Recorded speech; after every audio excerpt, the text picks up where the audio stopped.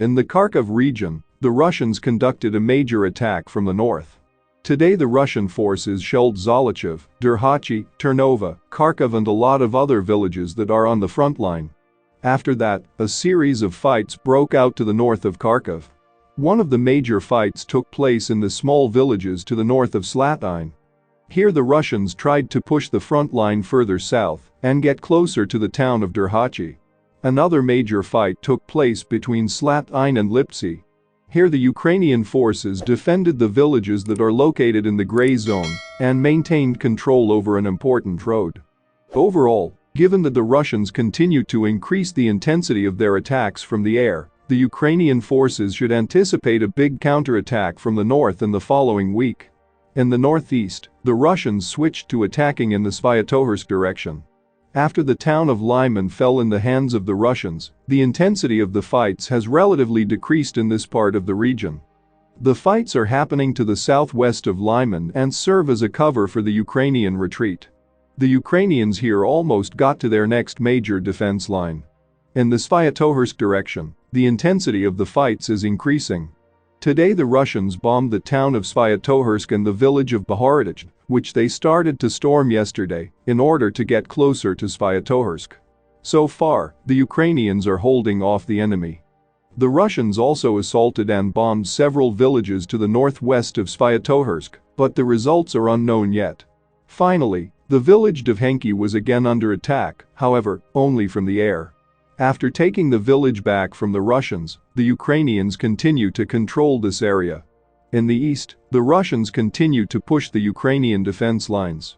In Severodonetsk the fights are taking place inside the town. The Russians managed to establish control over the eastern suburbs and are trying to push the Ukrainians further to the central part.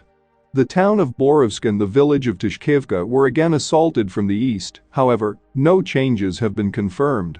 The same concerns Ustanivka, Zolot and Kamishevaka. The fights are taking place, but the front line did not shift.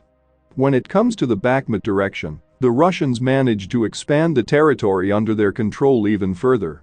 Today the Russians have moved north from the village of Belohorivka and assaulted the village of Nahern that is located between Belohorivka and Berestov.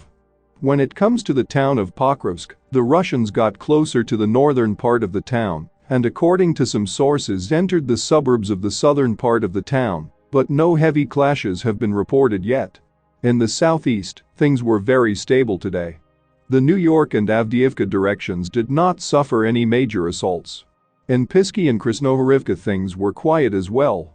Only in Marinka and Novomikhailivka, the Ukrainian forces were attacked from the air.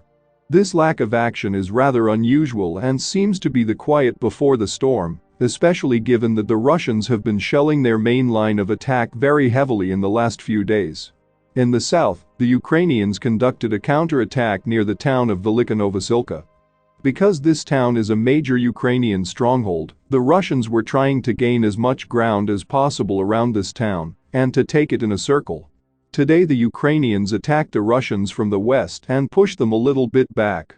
As a result of this operation, the Ukrainians managed to take two villages back under their control.